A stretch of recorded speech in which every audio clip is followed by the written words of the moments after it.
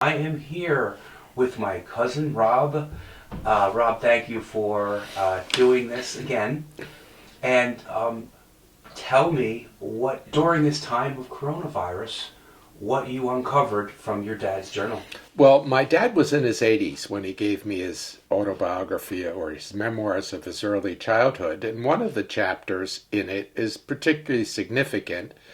When he was 10 years old and living in South Philadelphia on Federal Street, the flu, the great pandemic of 1918, hit Philadelphia, and he wrote up his memories of it. And we're fortunate enough now to have an eyewitness account of what it was like living over 100 years ago. Yeah, from a little boy's perspective. This is, remember, how a child recalls the events of that time. And I'll just read from his account. Please do. When the Spanish influenza hit Philadelphia, a wild rumor spread that German U-boats had planted the germs on the East Coast by dropping bacteria bombs at night. Remember, this is the First World War. Sure, this is 1918. This is 1918. There were not many cases of that terrifying epidemic on our side of Broad Street. There was only one death on Juniper Street, Mr. Paolo's young brother who had just turned 21. And his address was what? 1315 Federal Street. So Juniper, he was on the east side of Broad. Sure, and then Juniper's block Juniper's away. a half block from Broad. Yeah, it's a small north-south street. Mm-hmm. But the tales we heard of conditions on the west side of Broad Street were horrifying. There were not enough doctors or pharmacists to handle all the cases. There were too many dead bodies for undertakers to bury. Yet, miraculously, all of us at home managed to keep hale and fit. Z Cosmo, Z was the dialect term for uncle, so his uncle Cosmo said that the pandemic had started on the other side of the world, just like the cholera that had swept Italy when he was a boy. All the movie houses were shut for a time. The death rate kept doubling. Dribbles, that was one of his friends, swore to me that he had seen a wooden crate tumble out of a truck at Broad and Federal, and that a dead body had rolled stiffly out in a box. Gussie, whose dad worked at Brill Company trolley and rail car plant on 62nd Street, revealed that the carpenters there were pulled off their jobs to make coffins. Yet, wonder of wonders, there was not a single fatality among paesani, whose own precaution had been to double their consumption of garlic. My mother was sure that garlic had spared us too, plus, of course, her prayers to La Madonna and San Rocco.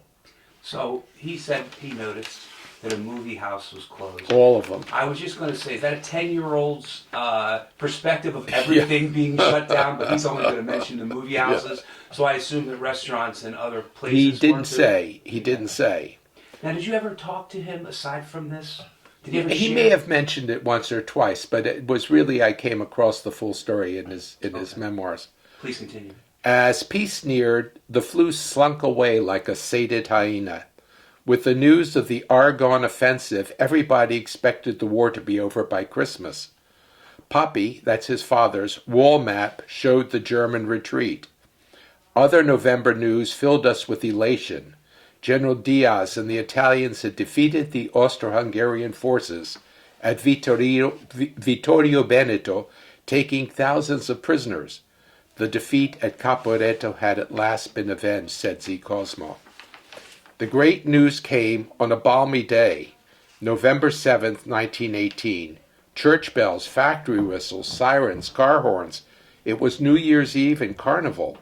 We all stayed home from school. Poppy said it was too dangerous for my brother and me to go uptown with our friends to see the latest news on the Evening Bulletin's outdoor news board across from City Hall.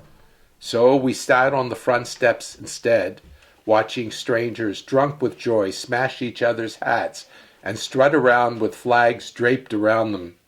One fellow was pushing a soapbox coffin on a baby carriage with an effigy of the Kaiser inside, and a sign on it that said, "Kaiser, rest in pieces." The date that the flu hit was what day?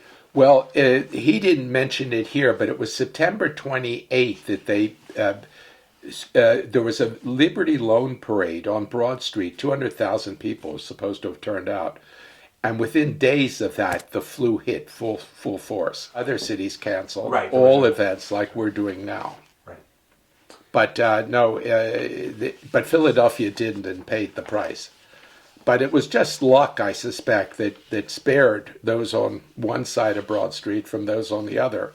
Perhaps the ones on his side didn't really go to the parade. You mentioned what was significant about this is that his neighborhood and his side of the Broad Yes. Street, like you just mentioned, only had the one. And the paesani in this context referred to all the people from the same small town in Italy, a town called Pianella, who lived within blocks of each other in the area of South Philadelphia at that time. During this time of national pandemic, thank you for sharing a story from over 100 years ago. My pleasure.